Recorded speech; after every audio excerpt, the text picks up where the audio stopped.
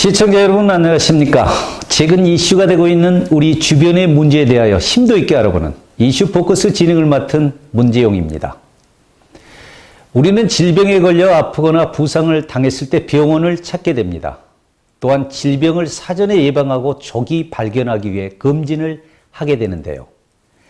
그 진료비에 대한 국민건강보험 혜택의 내용은 무엇인지, 또 새롭게 혜택이 적용되는 진료 대상은 어떤 것들이 있는지, 오늘은 국민건강보험공단 광주지역본부 이상현 건강지원센터장님을 모시고 말씀 나눠보겠습니다.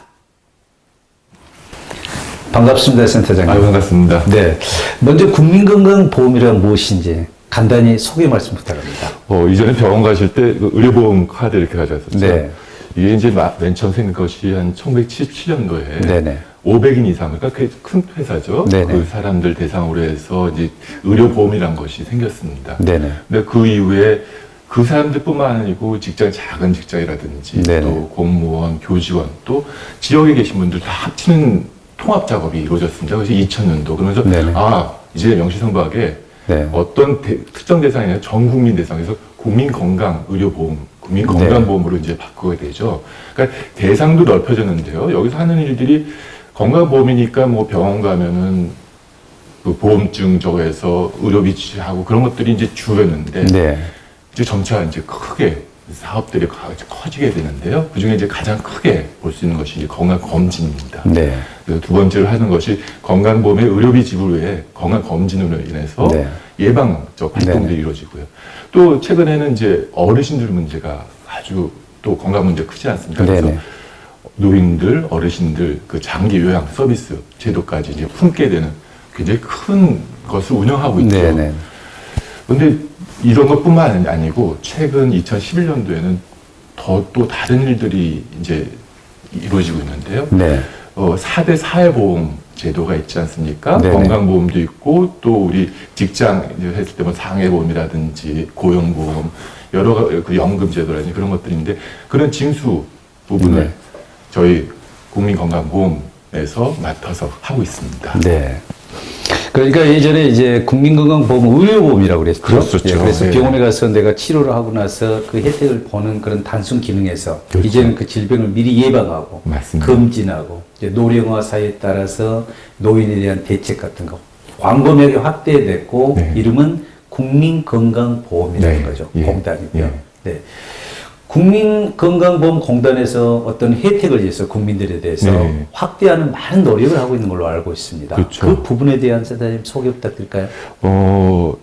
병원 가면 물론 이제 국민건강보험에서 여러 가지 이제 지원도 해드리고 그렇지만 중환병 걸렸을 때 네. 본인 부담이 굉장히 많아지죠. 네. 또 경제적으로 어려우신 분들도 많으시기 때문에 경제 그 수준에 따라서 수입 수준에 따라서 한 120만 원에서 509만 원 정도의 네네. 그 등급을 나누게 됩니다. 그래서 그 이상의 본인 부담이 됐을 때는 본인 부담 상한제.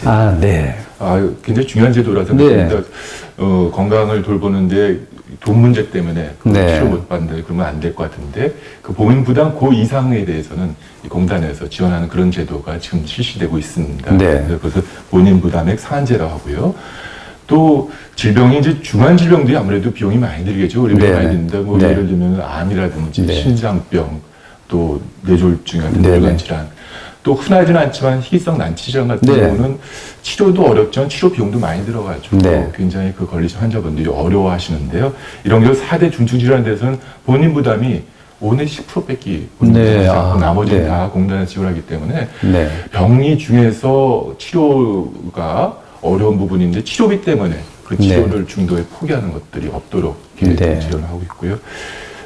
요새 관심을 갖고 있는 것은 주위에 보면 굉장히 그 아기 갖기 어려우신 분들 네네네. 많으신 것 같아요. 여러 네. 가지 이제 여러 가지 상황으로 이제 뭐 건강 난임 부부, 난임 치료. 얘기를 하시죠. 네. 그래서 그런 난임 치료하는데도 굉장히 받기도 어렵지만 네. 비용도 많이 든다고 합니다. 네. 그래서 이 난임 치료의 건강보험을 어떻게 좀 더 확대할 것인가 지금 추진하고 있는 중입니다. 네. 좋은 희소식입니다. 네, 그렇죠. 맞습니다. 저출산인데 그렇죠. 난임 부부들에 대한 지원 혜택 네. 그리고 제가 방금 센터님 말씀하신 본인 부담 상한제 네. 그러니까 일정 부분 이상을 보험료를 내신 분들은 되돌려 드리는 그렇죠. 그런 혜택이라고 보면 맞습니다. 되겠네요. 예. 네. 그리고 지금 그 4대암이라고 그렇죠? 네. 흔히? 네. 예, 그래서 위암, 대장암, 간암, 유방암. 네. 그래서 보통 이제 저희가 이제 뭐 어떤 기준 잡느냐에 따라 다르겠지만요. 건강검진에서 주로 다루는 건 이제 5가지 암을 많이 네. 합니다. 뭐 위암이라든지 대장암, 간암, 네. 또 여성들의 유방암, 자궁경부암인데 이런 암들은 2가지 요건이 크게 이제 작용될 텐데 하나는 얼마나 많이 있느냐. 네. 뭐 아주 희귀한 암이라면 너무 극소수 분들한테만 그렇겠죠. 들어왔으니까 네.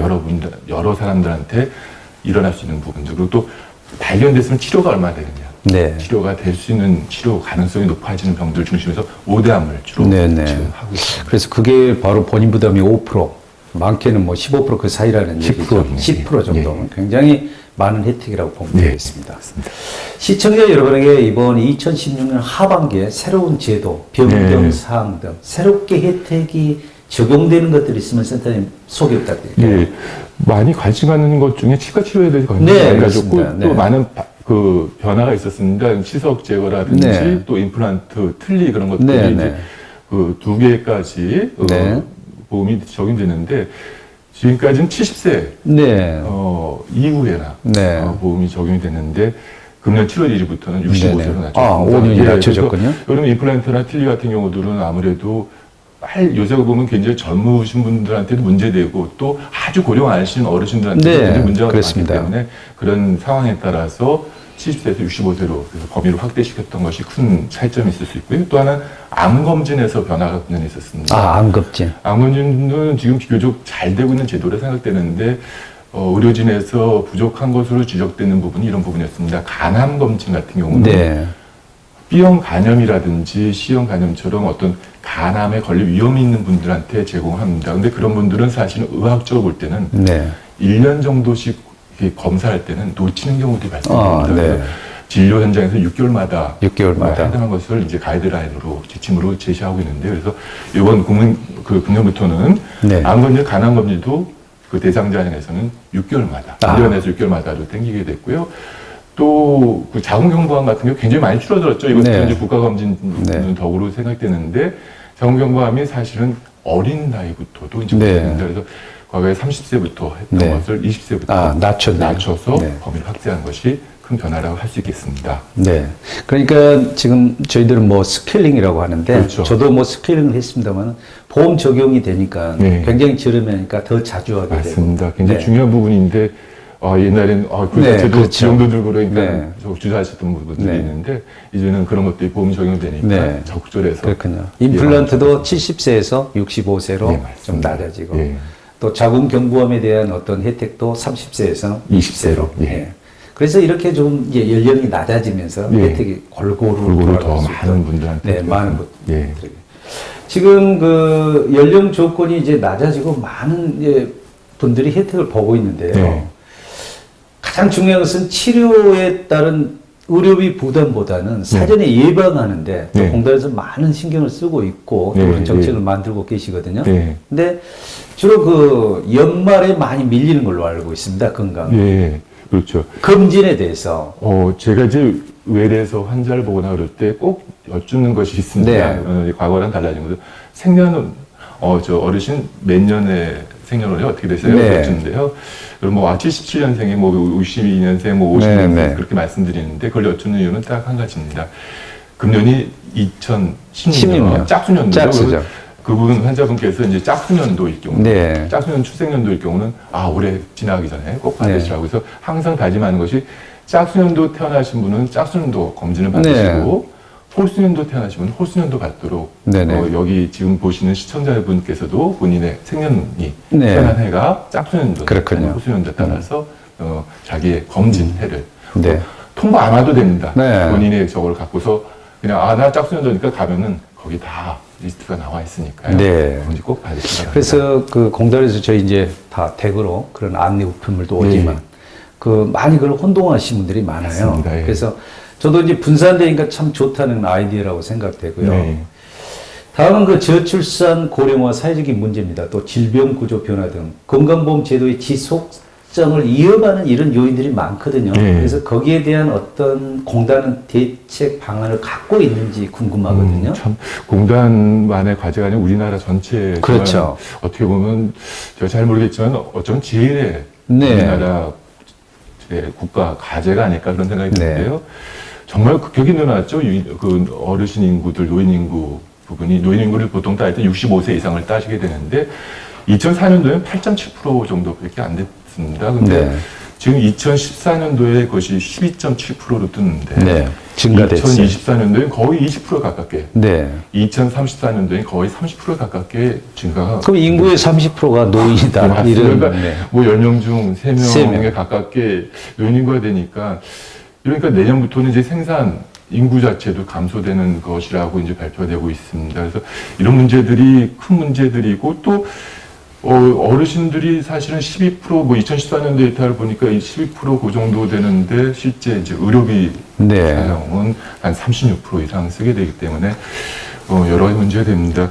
반면에 또 출산율은 좀 심각하죠. 네, 뭐 맞아요, 너무도 지금. 주위에서 네. 많이 겪게 되는데 1980년도에는 한 2.8명, 그러니까 한 3명 정도 가깝게 났던 것 같은데 지금 뭐 요새는 이제 뭐 한 2020년도 가면 한 1.35명 뭐 그렇게 예측을 하는 데이터를 봤습니다. 네. 그렇게 된다면 정말 한 명 조금 더 날까 말까 하게 된다면 이 인구 부분, 저출산, 고령화 사회 부분 참 큰 문제일 거로 보입니다. 근데 여기서 핵심 자체는 여러 가지 있겠죠. 저희 네. 공단에서 해야 될 일이고 다른 데서 해야 될 일도 있겠고 국가적 전체에서 해야 될 일도 있을 겁니다. 근데 저희가 초점 맞추는 문제는 가장 큰 거는 이 건강한 수명 연장입니다. 네. 건강한 수면 연장. 수명은 굉장히 계속적으로 어떤 과학이나 의학의 발전은 늘어날 텐데 거기서 가장 중요한 것은 아프면서 수명이 는다면 그건 참 그렇죠. 그래서 네. 어떤 건강한 수명 연장을 할 것인가. 근데 그렇다면은 거기에 가장 큰 초점은 어떤 병이 발생돼서 치료하는 것은 비용도 많이 들죠. 네. 국가적으로 비용이 많이 들지만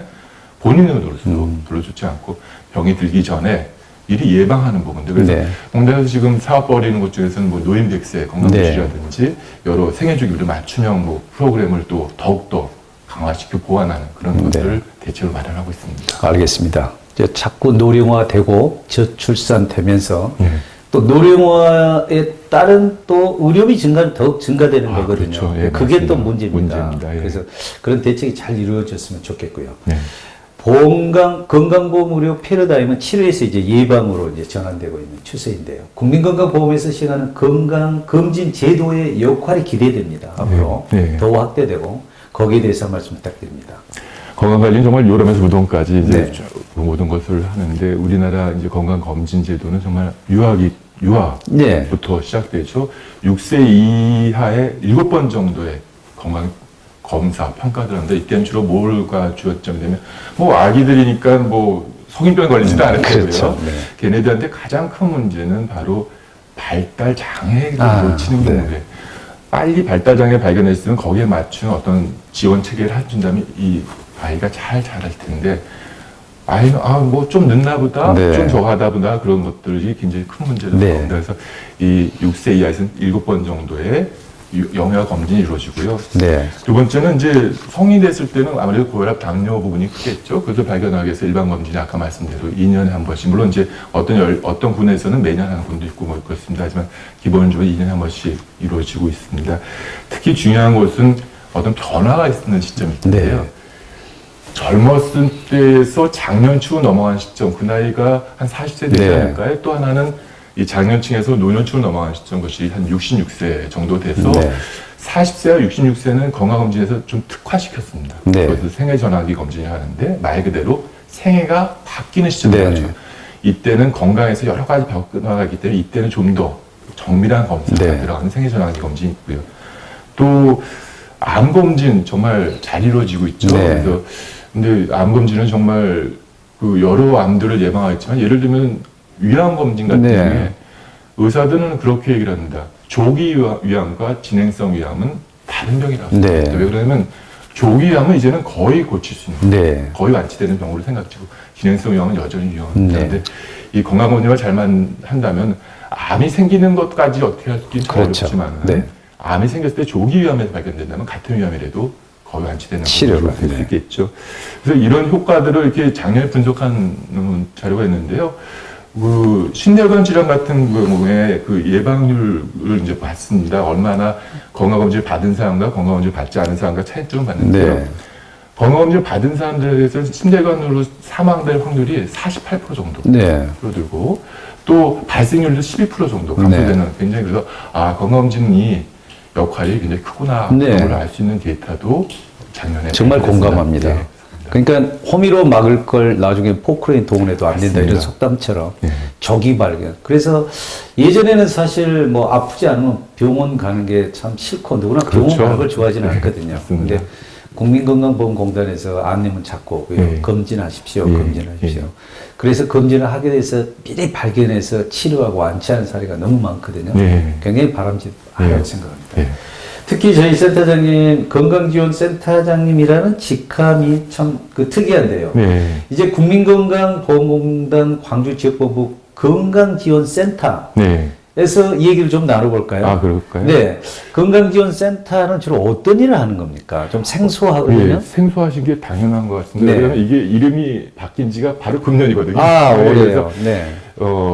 사실은 이제 건강검진도 중요하지만 이제는 패러다임 중에서 건강검진 후에 건강검진 사후관리 부분 네. 이제 저에서 검진 2011년부터 검진 사후 텔레 케어센터라는 것이 네네네. 있었고요. 그다음에 뭐 검진 상담 콜센터 같은 것이 이제 운영이 됐었습니다. 아, 네. 그러니까 의사가 있어야지 이것이 좀 더 충실하겠다는 그렇죠. 생각이 들어서 네. 의사를 센터장으로 한 것이 이제 2013년도에 14년. 건강 상담센터로서 발족이 됐습니다. 그러다 건강 상담만이 문제가 아니고 여러 부분의 건강 지원 체계를 하는 데는 이 상담 갖고는 좀 너무 축소된 그렇군요. 개념입니다. 그래서 건강지원센터로 이름을 개명 2010년도, 네네. 16년도 16 올해 개명되면서 이제 제가 그 건강지원센터를 맡게 됐고요. 네네. 주로 하는 일이라고는 이제 지금 말씀드린 검진 후에 사후관리 부분들 네네. 주로 많이 관계를 하고 있고 또 만성질환, 고혈압이나 당뇨 같은 만성질환 관리 네. 또 합리적 의료 이용 이건 무슨 말이냐면요 이런 경우입니다. 진단을 받았는데 네. 자기가 고혈압인 줄 모르시는 분도 있지만 아시는데 건강검진을 해서 당뇨인지 아시는데 실제에서는 병원을 안 가시는 분이 많습니다. 네. 그냥 검진하고 끝났다 맞습니다. 이거죠. 그래서 네.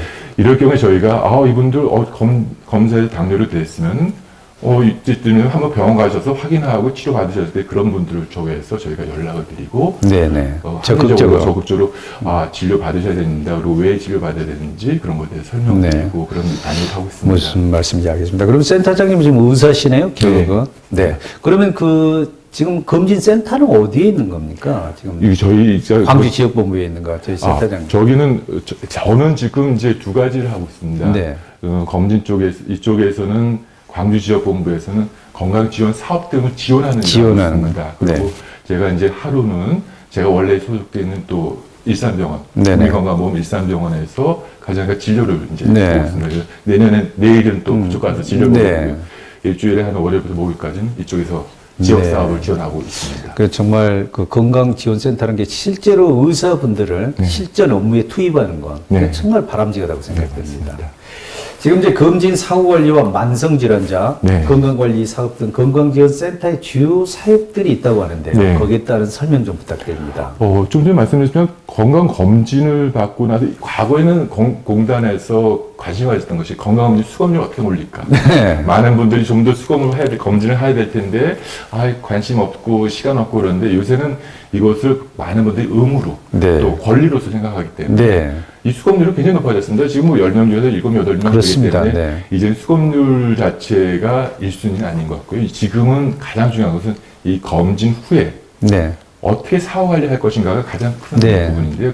크게 이제 두 가지 나는데 하나는 대사증후군이라고 대사증후군. 대사증후군. 네, 그 얘기 참 네. 요새 가끔 나오죠. 네, 네, 네. 대사증후군은 뭐냐면 고혈압이라든지 혈압이 높다든가 네. 당이 높다든가 또 비만하다든가 또 고지혈증의 중소지방이 높은 반면에 좋은 콜레스테롤이라는 HDL 네. 콜레스테롤이 낮은 경우 이런 5가지 중에 3가지 이상 되면 이제 대사증후군이 하는데요. 대사증후군.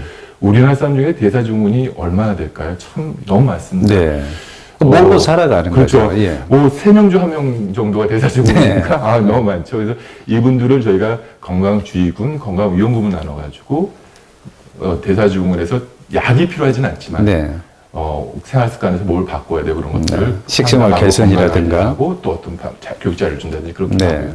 이미 또 대사증후군 단계, 이걸 대사증후군은 질병 전 단계를 할 수 있는데 네. 이미 질병이 걸리신 분들, 네. 고혈압이나 당뇨 같이 걸리신 분들은 합리적으로 아까 말씀드린 것처럼 네. 제대로 치료받지 못하신 분들 같은 네. 경우는 제가 안내를 드립니다. 또 공단의 자랑이라 생각되는데요. 굉장히 좋은 시스템이 있는데 자신만만 건강스쿨에서 보통 보건교육 그러면 항상 이렇게 강의하죠. 네. 여러 명 모아놓고 강의하거나 뭐 네. 몇십 명 모아놓고 강의하고 그런 교육들을 합니다. 그것도 굉장히 중요한 부분이죠. 근데 저희는 그것은 단계를 나눠서 일반사는 교육하고 또 강의하고 그다음에 이제 그런 질병 가운데 교육하고 그다음에 자조 모임을 구성합니다. 아, 자주. 자조 모임 한 10명 정도가 네. 모여서 같이 일주일에 한 번씩 모여서 네. 고혈압 당뇨 있는 분들이 스스로 경험도 나누고 이렇게 하니까 좋더라 운동이 이렇게 하니까 네. 좋더라 그렇게 하고 또 하면서 여러 가지 서로 시너지 네. 효과를 일으키는데요. 그런 것은 참 보면 다른 나라에 그렇게 많지가 않고 네. 굉장히 좋은 제도라고 합니다. 그래서 효과도 좋고 만족도 높고 네. 그래서 한 8, 9 정도 하면서 서로 되고 끝난 다음에도 계속 교류를 갖고 네. 좋은 제도가 운영되고 있습니다. 네, 정말 좋은 제도입니다. 이 우리 시청자분들도 좀 모르시거든요. 네, 이런 걸. 맞습니다. 네. 그리고 건강인이라고 말을 들어봤거든요. 그러죠. 예. 네. 근데 거기에 대해서 센터장님, 건강인이라는 게 뭐죠? 영어로. 건강인은 이제 사실은 건강인인데 그냥 뭐 영어 안 쓰셔도 네. 포털 사이트 검색어에 건강인 한국어로 쓰셔도 한국어로 인. 네, 건강인을 쓰셔도 되고 원래는 건강하고 인적인데 인터넷 쪽에서 이제 건강을 관리하는 공단의 그 사이트입니다. 근데 네. 거기 들어가시면 정말 좋은 자료들이 너무 많이 있습니다. 네, 그렇군요. 근데 인터넷상에 굉장히 여러 자료들이 많죠. 네. 어떤 경우들은 그 자료 중에서 잘못된 자료, 특히 건강에 대한 자료는 굉장히 잘못된 자료들이 네. 많이 인터넷에 올라갔더라고요. 네. 그래서 환자들 보면 인터넷에 보고 이렇게 쓴다. 근데 보니까 이건 절대 하면 안 되는 것들을 갖고 오시고 네. 그런 경우가 있는데 이 건강인의 건강 자료들, 의학 자료들은 굉장히 신뢰성, 네네. 아주 우리나라 최고의 의료진들이 검증하고 만든 자료이기 때문에 네. 신뢰 있고요. 또 하나는 건강 자료뿐만 아니고 거기에 뭐가 있냐면 자신의 네. 건강 검진 자료가 있어요. 아, 자료가. 예, 그래서 저번에 봤던 거 잊어버렸는데 어떡하죠? 그거는 거기에 들어가시면 그럼 뭐 쫙그 콜레스테롤 수치라든가 뭐 다 비교를 자기 걸 볼 수 그래서 있다는 거네. 저번보다 그래도 운동했다 이렇게 좋아졌는데 알 수도 네. 있습니다. 그리고 마지막 하나 더 말씀드리고 싶은 것은 궁금하신 거 많죠. 건강검진 하신 다음에 병원 갔는데 또 아마 진료 시간이 충분치 못하다 그렇죠. 보니까 설명했는데 충분치 못할 네. 때는 이해 안 가는 경우 같은 경우 또 이걸 내가 병원 가야 되는지 안 가야 되는지 잘 네. 헷갈리는 경우도 참 많으시죠. 이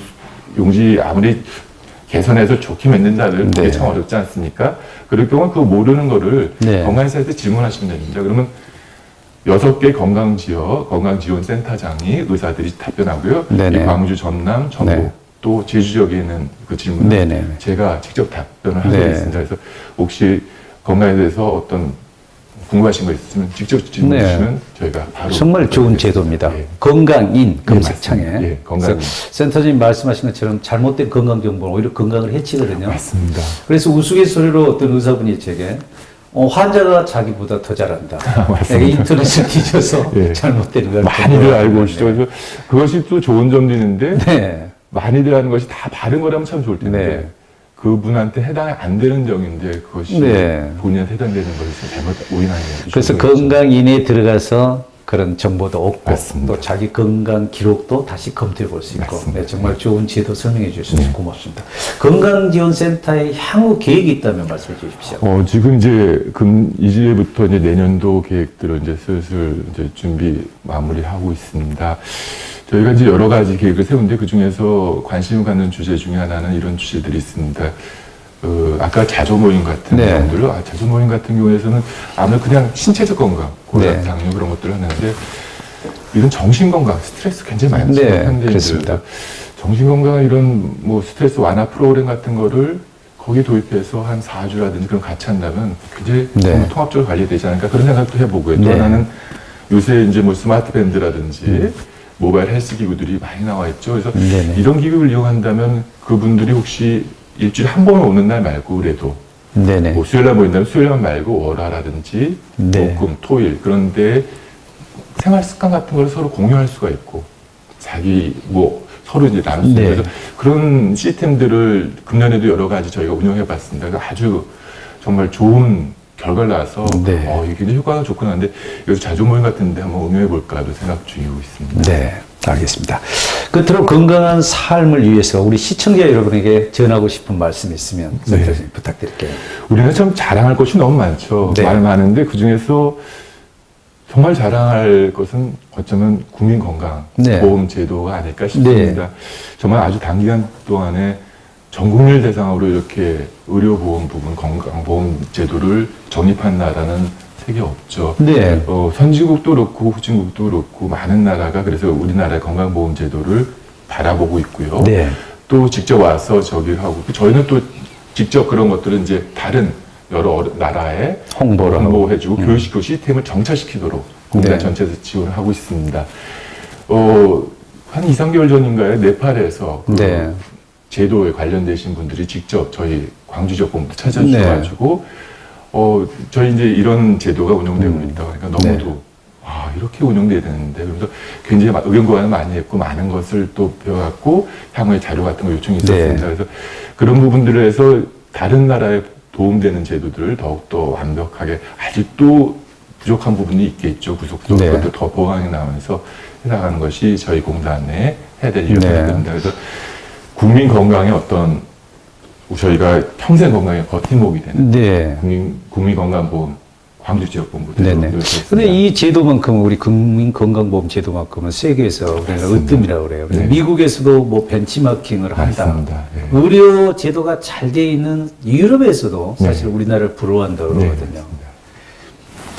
또 여러 가지 오늘 뭐 말씀 중에 우리 국민건강보험 제도가 우리 미래 세대의 건강과 행복을 지킴으로써 굳건히 나가기를 바랍니다. 센터님 오늘 말씀 여기까지 듣겠습니다. 네, 감사합니다. 바쁘신데 참석해 주셔서 대단히 고맙습니다. 감사합니다. 지금까지 국민건강보험공단 광주지역본부 이상현 센터장님을 모시고 말씀 나눠보았습니다. 그동안 국민건강보험은 낮은 비용으로 모든 국민들에게 보편적 의료 서비스를 제공하여 왔습니다.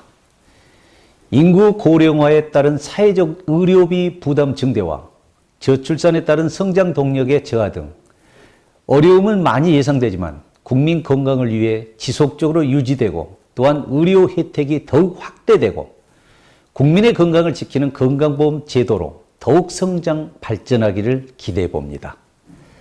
이상으로 오늘의 이슈 포커스를 마치겠습니다. 시청해 주신 여러분 고맙습니다.